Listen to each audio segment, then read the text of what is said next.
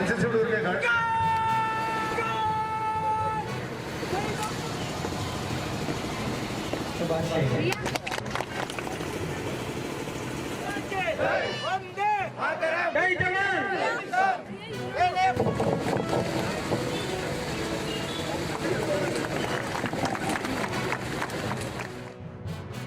ನಮಗೆ ಆಸೆ, ನಾನು ಮತ್ತು ಎಡಿಸಿ ಅವ್ರ ಜೊತೆ ಮಾತಾಡ್ತಾ ಇದ್ದೆ, ಈ ಸರಿ ಆಗಸ್ಟ್ 15 ಒಳಗಡೆ ಏನಾದ್ರೂ ಒಂದು ಅದಾಲತ್ ಮಾಡಿ ನಮ್ಮ ಮಾಜಿ ಯೋಧರಿಗೆ ಏನಾದ್ರೂ ಇನ್ವೆಷನ್ ಕೊಡಕ್ಕೆ ಸಾಧ್ಯವಾದ ನಾವು ಈಗಾಗಲೇ ಯೋಚನೆ ಮಾಡ್ತಾ ಇದ್ದೀವಿ.